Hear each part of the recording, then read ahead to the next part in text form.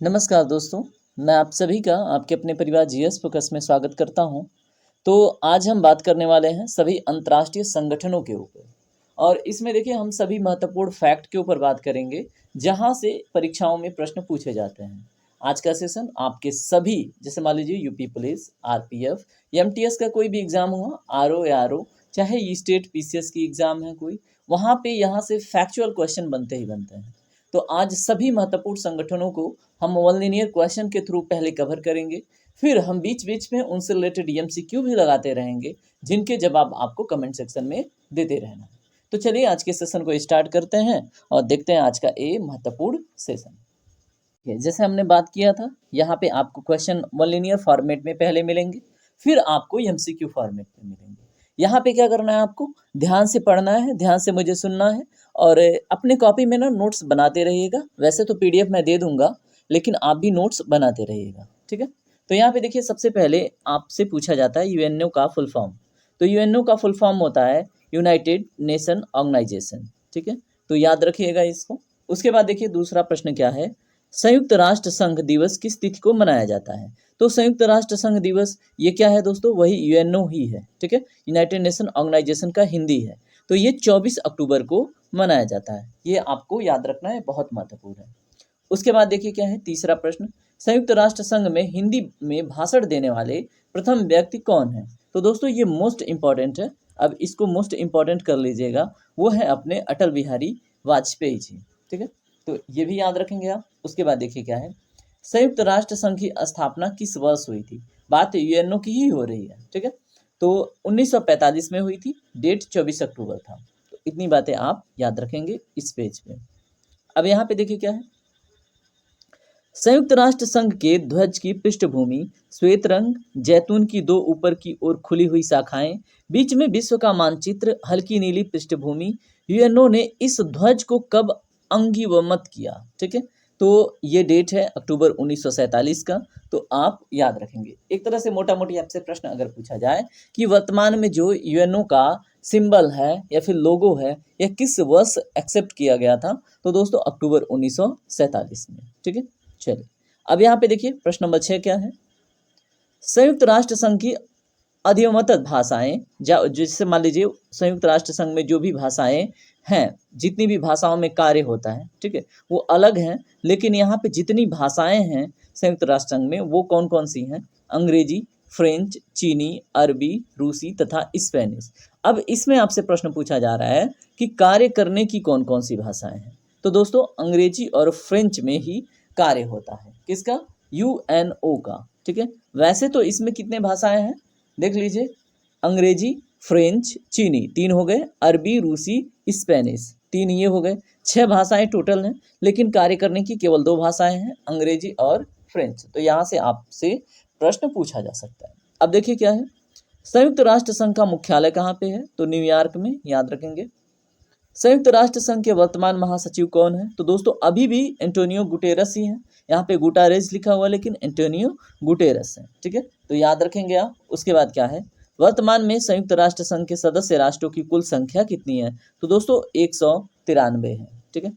चलिए अब यहाँ पे आपसे जो भी आपने अभी वन लिनियर देखा था, अब इन क्वेश्चन का आप जवाब देंगे कमेंट सेक्शन में। देखिए यूएनओ का फुल फॉर्म बताना है, और उसके बाद संयुक्त राष्ट्र संघ दिवस किस तिथि को मनाया जाता है ये बताना है। संयुक्त राष्ट्र संघ में हिंदी में भाषण देने वाले प्रथम व्यक्ति कौन है, उनका नाम बताना है कमेंट सेक्शन में। उसके बाद आपको ये बताना है संयुक्त राष्ट्र संघ में हिंदी में भाषण देने वाले प्रथम व्यक्ति, बात तो वही है, संयुक्त राष्ट्र संघ की स्थापना किस वर्ष हुई, ठीक है। तो इन प्रश्नों का जवाब आपको कमेंट सेक्शन में देना है। चलिए अब यहाँ पे देखिए, लैंगिक समानता व महिला सशक्तिकरण के लिए संयुक्त राष्ट्र संघ के तहत एक नए निकाय का गठन किस नाम से किया गया है, तो दोस्तों यूएन वीमन के नाम से किया गया है, याद रखेंगे।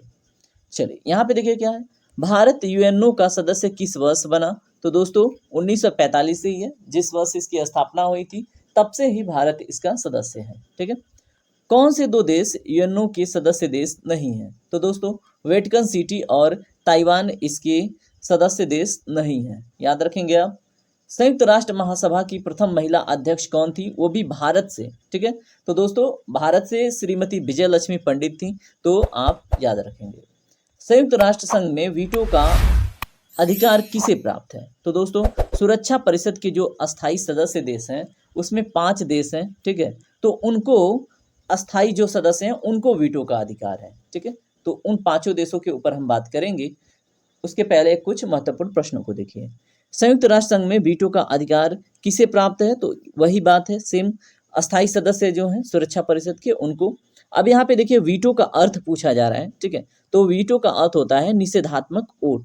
देखिए भारत को क्या है कि अन्य देश अनुमति दे देते हैं सुरक्षा परिषद का अस्थाई सदस्य देश बनने के लिए, लेकिन दोस्तों चीन क्या करता है, ठीक है। चीन खड़ा हो जाता है और वीटो कर देता है भारत के अगेंस्ट, ठीक है। तो भारत उस सुरक्षा परिषद का अस्थाई सदस्य नहीं बन पाता है, ठीक है। तो याद रखेंगे ये भी। संयुक्त राष्ट्र संघ की स्थापना का मुख्य उद्देश्य क्या है? तो दोस्तों अंतर्राष्ट्रीय शांति और सुरक्षा बनाए रखना, ठीक है।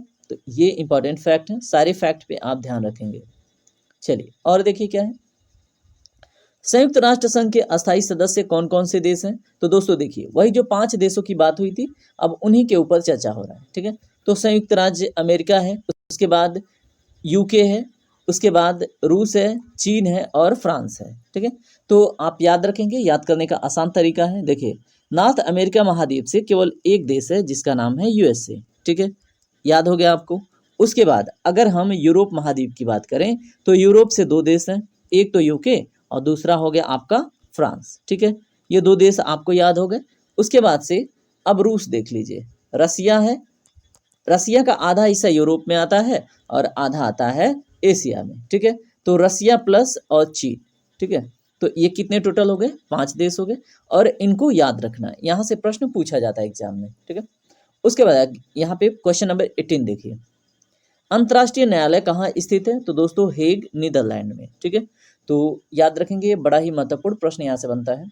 उसके बाद देखिए संयुक्त राष्ट्र संघ की लाइब्रेरी किस नाम से जानी जाती है? तो दोस्तों हैमरसोल्ड लाइब्रेरी के नाम से जानी जाती है, याद रखेंगे आप।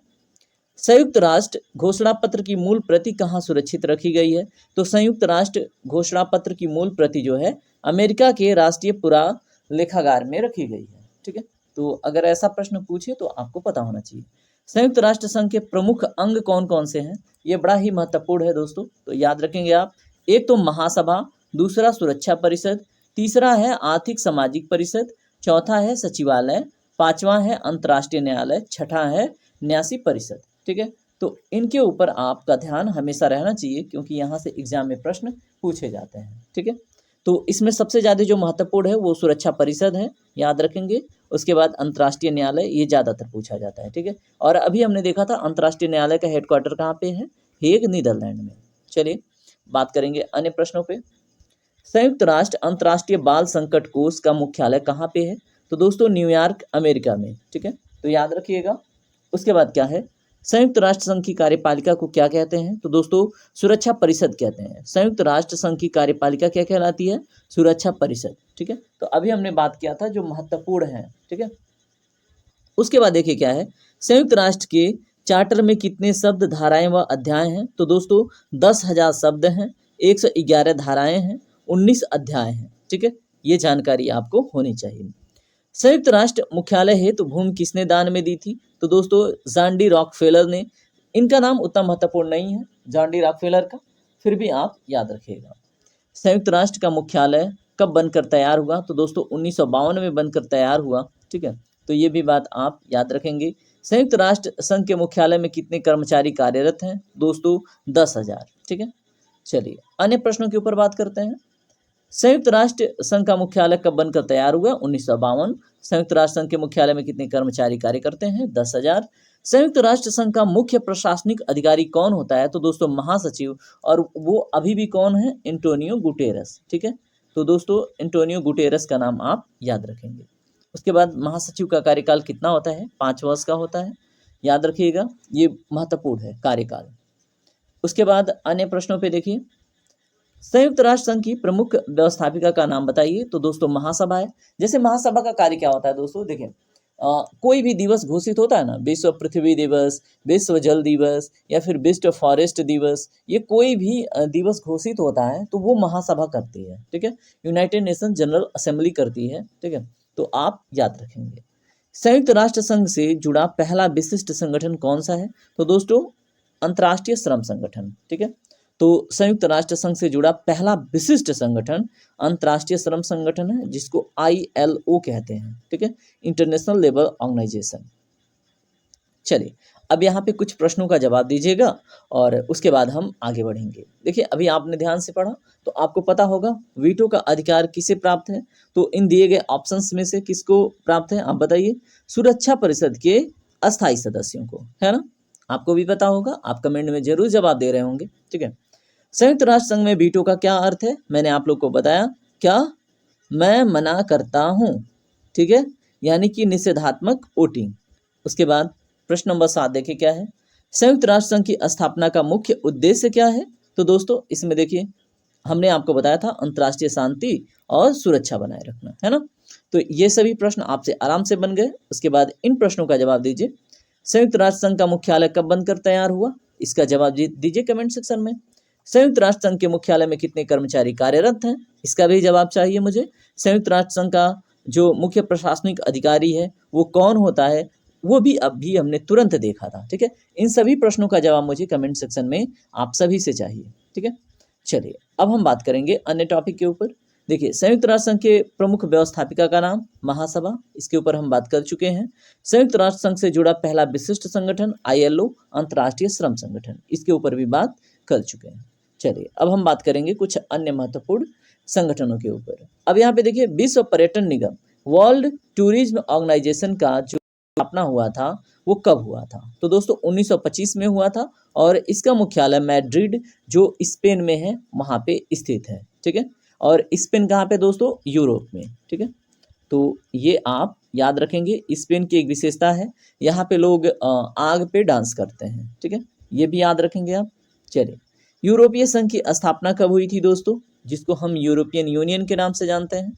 1957 में रोम की संधि के तहत हुई थी। उस समय 28 सदस्य देश थे, ठीक है। और अभी वर्तमान में कितने देश हो गए हैं दोस्तों, बताइए। नहीं 32 तो नहीं है, अभी आप कमेंट सेक्शन में बताइएगा, ठीक है। यूरोपीय संघ का 28वां देश कौन सा है दोस्तों, क्रोएशिया है, ठीक है। और यूरोपियन यूनियन का मुख्यालय कहाँ पे है, ब्रुसेल्स बेल्जियम में, ठीक है। उसके बाद चलेंगे अन्य फैक्टों के ऊपर बात करेंगे। चलिए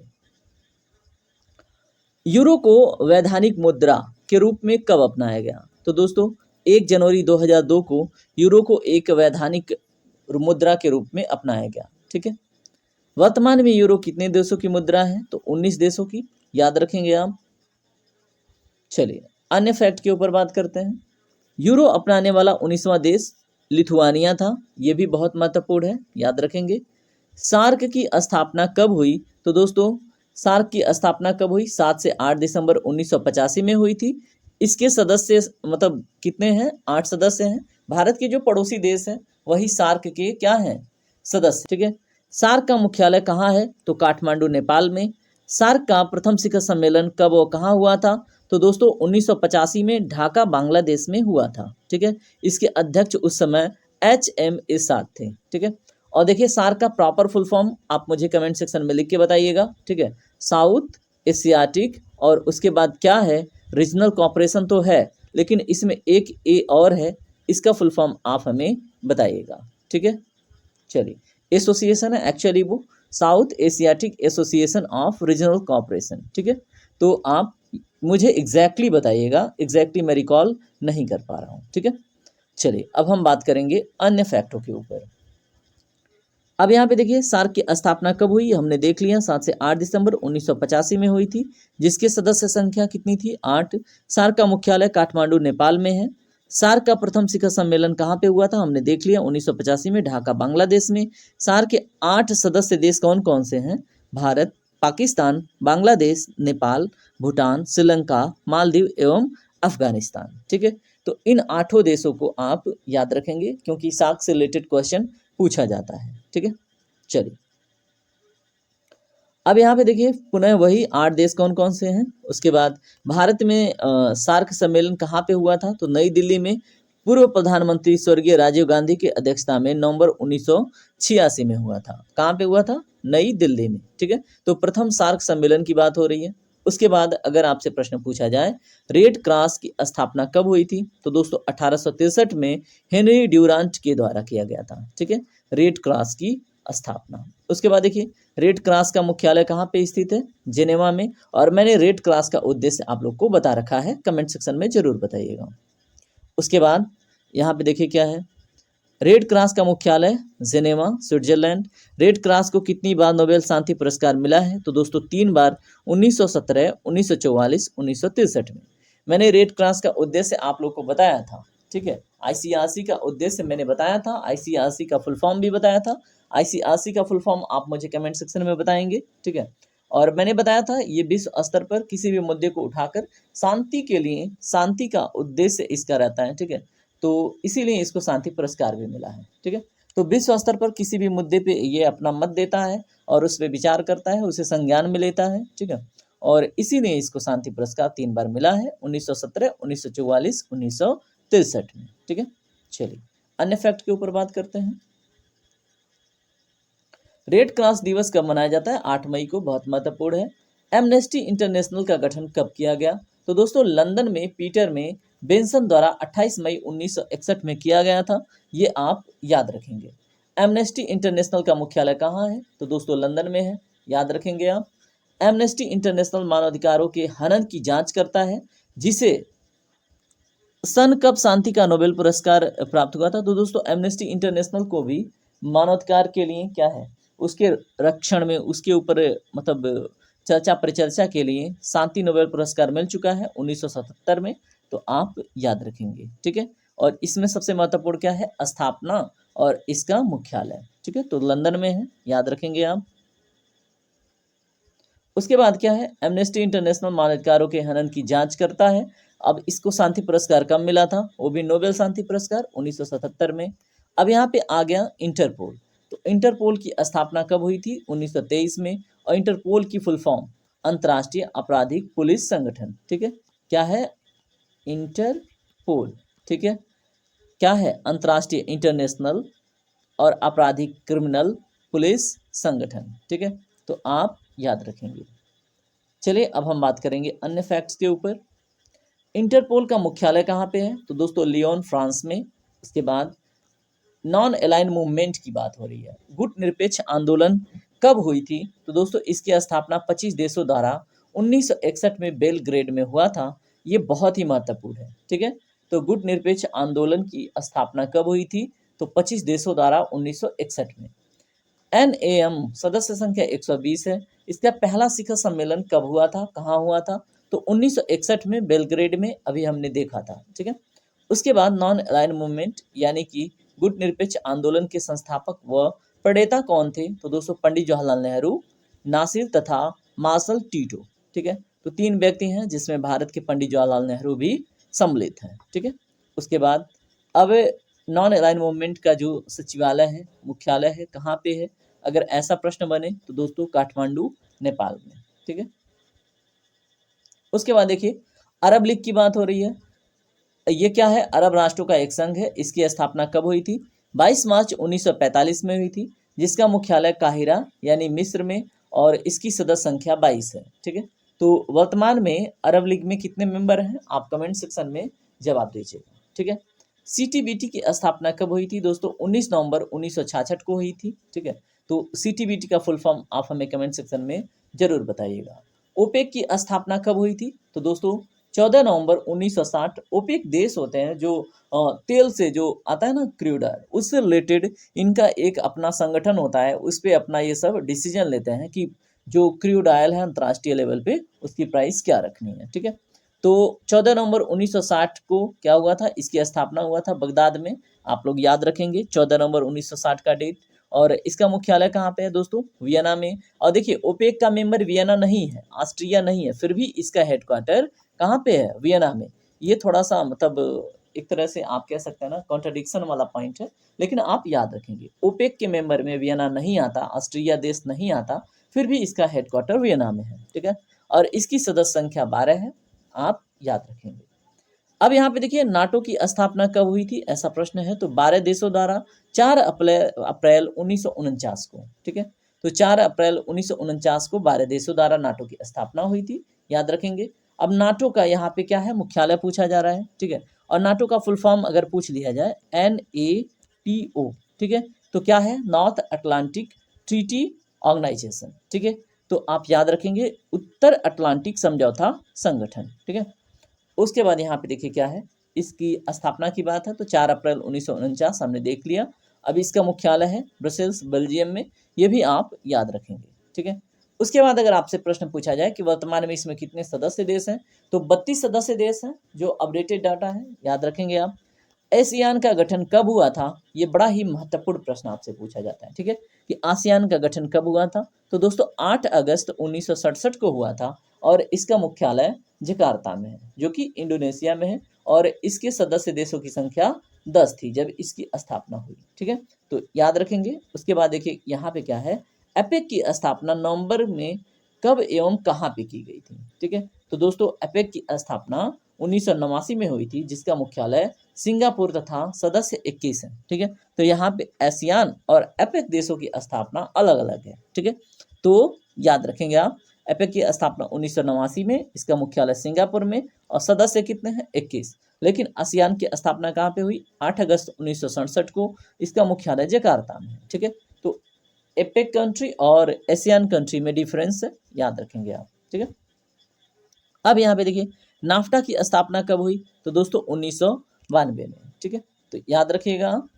उसके बाद क्या है, जस्ट वेट, यूरोपीय मुक्त व्यापार संघ इफ्टा की स्थापना कहाँ पे एवं कब हुई, तो दोस्तों स्टॉकहोम में 3 मई 1960 को हुई थी। किसका स्थापना, इफ्टा का, यूरोपीय मुक्त व्यापार संघ का, ठीक है, European free trade organization, European free trade organization, EFTA, ठीक है। तो आप याद रखेंगे, यहाँ पे अगर एसोसिएशन है तो भी कोई दिक्कत नहीं है, ठीक है। चलिए अब यहाँ पे हम बात करेंगे अन्य सभी महत्वपूर्ण जो फैक्ट हैं, जो सम्मेलन होता है उनसे रिलेटेड, ठीक है। तो यहाँ पे देखिए G8, ठीक है, इसकी स्थापना कब की गई थी, जिसका पहला शिखर सम्मेलन फ्रांस के पेरिस में उसके निकटतम रम्बो निलिकेट में नवंबर 1975 में हुआ था, ठीक है। तो फ्रांस के पेरिस के निकटतम राम्बो निलेकट में नवंबर 1975 में इसका फर्स्ट सम्मेलन हुआ था G8 सदस्य देशों की। तो G8 का गठन कब हुआ दोस्तों, बताइए, 1975 में, ठीक है। और 8वां सदस्य देश कौन सा था, रूस था, ठीक है। उसके बाद आप यहाँ पे देख लीजिए 1975 में इसकी स्थापना हुई, और कहाँ पे, न्यूयॉर्क में, ठीक है। और इसका पहला सम्मेलन कहाँ पे हुआ, फ्रांस के पेरिस के निकट राम्बो निलेकट में, ठीक है। उसके बाद देखिए क्या है, क्वेश्चन नंबर 69, D8, ठीक है, ये मोस्ट इंपॉर्टेंट है, ये इस पे ध्यान कम जाता है लोगों का, ये पूछा जा सकता है। D8 जिसको डेवलपिंग 8 का गठन मतलब बोला जाता है, डेवलपिंग 8, इसका गठन कब एवं कहाँ हुआ, तो दोस्तों इसका जून 1997 में गठन हुआ। कहाँ पे हुआ, इस्तांबुल में किया गया था, ठीक है। तो याद रखेंगे आप। उसके बाद देखिए क्या है, G15 की स्थापना कब हुई थी, तो दोस्तों G15 की स्थापना सितंबर 1989 में हुई, ठीक है। अब यहाँ पे देखिए G8 की स्थापना 1975, D8 की स्थापना 1997, उसके बाद सितंबर 1989 में स्थापना हुआ G15 की, ठीक है। अब G15 का मुख्यालय कहाँ पे है, जिनेवा में है, स्विट्जरलैंड के, तो याद रखेंगे आप। चलिए अन्य फैक्ट के ऊपर बात करते हैं। G20 की स्थापना कब हुई थी, तो दोस्तों दिसंबर 1999 में बर्लिन में हुई थी। प्रथम बैठक इसका वाशिंगटन 2008 में हुआ था, ठीक है। ये मोस्ट इंपॉर्टेंट है, आप इसको याद रखेंगे, ठीक है, कि जो G20 है इसकी स्थापना कब हुई, दिसंबर 1999 में बर्लिन में हुई थी। प्रथम बैठक इसका वाशिंगटन 2008 में हुआ था, ठीक है। चलिए अन्य फैक्ट के ऊपर बात करते हैं। G20 ये वस्तुतः क्या है दोस्तों, तो ये सदस्य देशों के जो वित्त मंत्री होते हैं, वह केंद्रीय बैंकों के जो गवर्नर होते हैं उनका वार्षिक बैठक है, ठीक है। तो वित्त मंत्रियों और केंद्रीय बैंक के गवर्नरों की एक वार्षिक बैठक है, आप याद रखेंगे। अब यहाँ पे देखिए अंकटाड की स्थापना कब हुई थी दोस्तों, 1964 में। ये भी बड़ा महत्वपूर्ण प्रश्न आपसे पूछा जाता है, ठीक है। अब यहाँ पे देखिए इब्सा की स्थापना 2003 में की गई थी। जिसके सदस्य देश हैं, तो दोस्तों इब्सा के सदस्य देश भारत, ब्राज़ील, दक्षिण अफ्रीका हैं, ठीक है। तो याद रखेंगे आप, ठीक है। उसके बाद देखिए क्या है, अंतर्राष्ट्रीय संगठन जो ब्रिक्स है, ठीक है, इसकी स्थापना 2009 में एकातेरेनिबर्ग में हुआ था, जो रूस में है। इसके वर्तमान 5 सदस्य देश कौन कौन है, ठीक है। तो 2009 में कहाँ पे हुआ था दोस्तों इसकी स्थापना? रूस के एकातेरिनबर्ग में, ठीक है। और इसके 5 वर्तमान सदस्य देश देखिए, बी से हो गया ब्राजील, आ से हो गया रूस, आई से हो गया इंडिया, सी से हो गया चाइना और एस से हो गया साउथ अफ्रीका, ठीक है। तो आप इसे रिलेट करके याद कर पाएंगे। चलिए बात करेंगे अन्य फैक्ट के ऊपर। आर्थिक संगठन ब्रिक्स की स्थापना 2009 में, बात वही है, प्रश्न सेम है, आंसर भी सेम होगा। अब देखिए हिम्मत छेस, जिसका पूरा नाम यम7 था, की स्थापना कब हुई थी? तो दोस्तों इसका स्थापना 5 मार्च 1997 में हुई थी। कहाँ पे हुई थी? पोर्ट लुई में, जो कि मॉरिशस में है, ठीक है। और मॉरिशस की आप लोगों को विशेषता बताया था मैंने, भारत में सबसे अधिक जो एफडीआई आता है वो मॉरिशस से आता है, ठीक है। उसके बाद देखिए क्या है, संघाई 5 में देखिए रूस, चीन, उज्बेकिस्तान, कजाकिस्तान एवं किर्गिस्तान का एक समूह है। कौन? संघाई 5, ठीक है। चीन, रूस, उज्बेकिस्तान, कजाकिस्तान, किर्गिस्तान, 5 देश हो गए। अब जिसका पहला शिखर सम्मेलन कब हुआ था, ठीक है। तो दोस्तों इसका पहला शिखर सम्मेलन 1966 में संघाई में हुआ था, ठीक है, याद रखेंगे आप। उसके बाद देखिए क्या है, कोलंबो योजना का प्रारंभ 1950 में हुआ। इसका मुख्य सचिवालय कहाँ पे स्थित है? तो दोस्तों इसका सचिवालय कहाँ पे है? कोलंबो, श्रीलंका में, ठीक है। तो कोलंबो योजना का प्रारंभ 1950 में हुआ और इसका सचिवालय कोलंबो, श्रीलंका में है। अब देखिए क्या है, मर्कोसुर कब प्रभाव हुई थी, ठीक है। तो मर्कोसुर जनवरी 1994 को प्रभावी हुई था, ठीक है। और यह भी एक संगठन है मर्कोसुर, ठीक है। तो याद रखेंगे। इस्लामिक सम्मेलन संगठन ओआईसी की स्थापना 1971 में किया गया था, जिसका मुख्यालय कहाँ पे स्थित है? तो दोस्तों जेद्दा, सऊदी अरब में इसका मुख्यालय है। इसके वर्तमान में 57 सदस्य देश हैं, ठीक है। तो ओआईसी बहुत महत्वपूर्ण है। इसमें कभी कभी क्या होता है, भारत के लोगों को एज ए ऑब्जर्वर बुला लिया जाता है, ठीक है। तो याद रखेंगे आप। चलिए अन्य प्रश्नों के ऊपर बात करते हैं।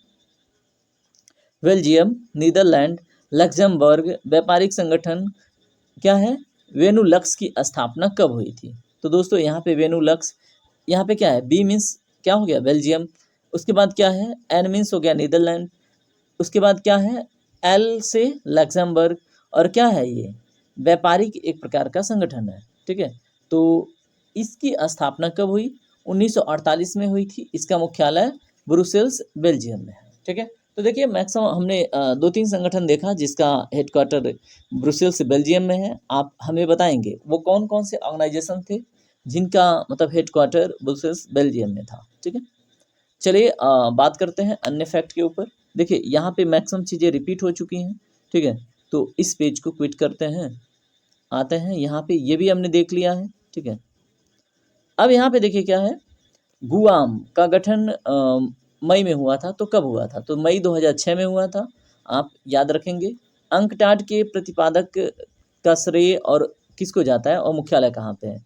तो डॉक्टर राउल प्रेविस को। और इसका मुख्यालय कहाँ पे हमने बताया था? जिनेवा, स्विट्जरलैंड, ठीक है। चलिए अन्य फैक्ट को देखिए ध्यान से। अंतर्राष्ट्रीय मुद्रा कोष, इसका जो हेडक्वार्टर कहाँ पे है? इसकी स्थापना 1945 में हुई थी। वाशिंगटन डीसी में इसका हेडक्वार्टर है, ठीक है। और वर्ल्ड बैंक का भी हेडक्वार्टर कहाँ पे है दोस्तों? Washington DC. 1945 में इसकी भी स्थापना हुई, ठीक है। ये दोनों बड़ा महत्वपूर्ण है, आपको याद रखना चाहिए, ठीक है। उसके बाद क्या है, खाद्य एवं कृषि संगठन, ठीक है। तो अब आपको बताना है, फूड एंड एग्रीकल्चर ऑर्गेनाइजेशन का स्थापना कब हुआ? 1945 में। इसका हेडक्वार्टर कहाँ पे है? रोम में। रोम कहाँ पे है? इटली की राजधानी, ठीक है।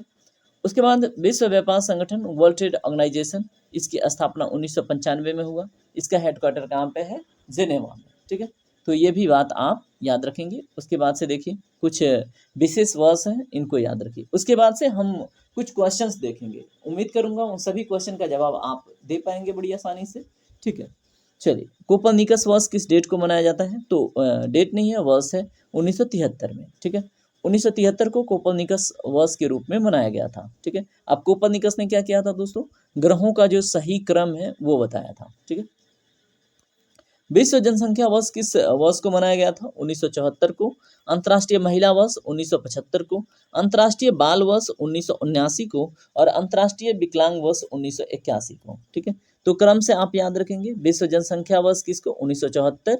उसके बाद अंतर्राष्ट्रीय महिला वर्ष 1975। देखिए महिलाएं पहले आ गई, ठीक है, होता है ना, लेडीज फर्स्ट, तो 1975 में ही मना लिया गया। उसके बाद अंतर्राष्ट्रीय बाल वर्ष 1979। उसके बाद अंतर्राष्ट्रीय विकलांग वर्ष 1981। ठीक है, चलिए अब यहाँ पे देखिए अंतर्राष्ट्रीय युवक वर्ष 1985 और अंतर्राष्ट्रीय विश्व शांति वर्ष 1986। अंतर्राष्ट्रीय आश्रय, ठीक है, अंतर्राष्ट्रीय आश्रय वर्ष 1987 और अंतर्राष्ट्रीय साक्षरता वर्ष 1990 और अंतर्राष्ट्रीय अंतरिक्ष वर्ष 1992। देखिए 2023 को मिलेट वर्ष जैसे डिक्लेयर किया गया है, वैसे इन वर्षों को विशेष नाम दिया गया है। ठीक है, तो ये सारे फैक्ट आपको याद रहने चाहिए। अब देखिए अंतर्राष्ट्रीय अंतरिक्ष वर्ष 1992 और उसके बाद क्या है, अंतर्राष्ट्रीय आदिवासी नागरिक वर्ष 1993। ठीक है, अब ये रहे आपके सभी फैक्ट और यहाँ तक आपके सभी फैक्ट कंप्लीट होते हैं। ठीक है, अब दोस्तों आप लोग क्वेश्चन लगाइए, देखते हैं आपने कितने ध्यान से देखा है। ठीक है, उम्मीद है कि अभी तक आप लोग का दिमाग ना बुम बुम हो रहा होगा। ठीक है, तो अभी जो क्वेश्चन आप देखेंगे ध्यान से, अब अगर आप क्वेश्चन कर पा रहे हैं तो आपने सेशन ध्यान से देखा, अगर नहीं देखा है तो दोबारा से देखना। ठीक है, अब देखिए आपको पहला क्वेश्चन 90 नंबर का मिला। ठीक है, अंतर्राष्ट्रीय मुद्रा कोष का मुख्यालय कहाँ पे स्थित है और यह कब स्थापित हुआ? तो दोस्तों अभी हमने बताया था इंटरनेशनल मॉनेटरी फंड का हेडक्वार्टर कहाँ पे है? Washington DC 1945। ठीक है, वर्ल्ड बैंक का मुख्यालय कहाँ पे स्थित है? तो दोस्तों ये भी कहाँ पे है? वाशिंगटन डीसी में 1945 में इसकी स्थापना हुई। हमने बताया अभी थोड़ी देर पहले, है ना। तो चले आप लोग कमेंट सेक्शन में जवाब देते रहें। ठीक है, उसके बाद देखिए क्या है, खाद्य एवं कृषि संगठन FAO का मुख्यालय कहाँ पे स्थित है? तो दोस्तों इसकी स्थापना कब हुई थी, दोनों बताना है। तो FAO रोम 1945, है ना, अभी बताया था। अब उसके बाद क्या है, विश्व व्यापार संगठन का मुख्यालय कहाँ स्थित है और यह कब स्थापित हुआ? तो दोस्तों अभी मैंने एक चीज़ आप लोग को बताया था, ठीक है, कि चलिए इसका जवाब मैं आपसे चाहूँगा आप कमेंट सेक्शन में जरूर दें। ठीक है, विश्व व्यापार संगठन का मुख्यालय कहाँ पे स्थित है, क्योंकि सारे क्वेश्चन का जवाब मैं नहीं दे रहा। चलिए अब 99 नंबर का प्रश्न देखिए, अंतर्राष्ट्रीय युवक वर्ष किस डेट को मनाया गया, किस वर्ष को डिक्लेयर किया गया था? ठीक है, तो दोस्तों 1985, थोड़ी देर पहले ही देखा था, है ना। उसके बाद अंतर्राष्ट्रीय विश्व शांति वर्ष किस वर्ष को मनाया जाता है? आप कमेंट सेक्शन में बताएंगे। अंतर्राष्ट्रीय आश्रय वर्ष अभी बताया था, इसको भी बताएंगे आप। ठीक है, अगर नहीं बता पाते हैं तो भाई इससे ये पता चलता है आप अटेंशन नहीं दिए, है ना। अंतर्राष्ट्रीय साक्षरता वर्ष ये भी बता दिया है, अंतर्राष्ट्रीय अंतरिक्ष वर्ष ये भी बता दिया है। इन सभी प्रश्नों के जवाब मुझे कमेंट सेक्शन में चाहिए। और आज का सेशन दोस्तों यहीं पे कंप्लीट होता है। ठीक है, और जो छूटा छिटका अगर ऑर्गेनाइजेशन और बचा हुआ है, ठीक है, जैसे IUCN, फिर यूनेप, ये इन ऑर्गेनाइजेशंस का मैं जो क्वेश्चन बनेगा वो अगले पार्ट में आपके सामने रख दूंगा। वैसे आपने लगभग 80% जो भी इंटरनेशनल लेवल पे ऑर्गेनाइजेशन है, ठीक है, अंतर्राष्ट्रीय स्तर पर जितने भी संगठन हैं उनको आपने देख लिया है, उनसे रिलेटेड महत्वपूर्ण फैक्ट आपने याद कर लिया है। तो जय हिंद दोस्तों, अपना ख्याल रखिए। जय हिंद, जय भारत और खूब पढ़िए। अब मैं आपसे रिक्वेस्ट करूंगा, अगर आपको वीडियो इन्फॉर्मेटिव लगती है, पसंद आती है, तो वीडियो को लाइक करें, चैनल को सब्सक्राइब करके हमसे ज़रूर जुड़ें। Thank you very much.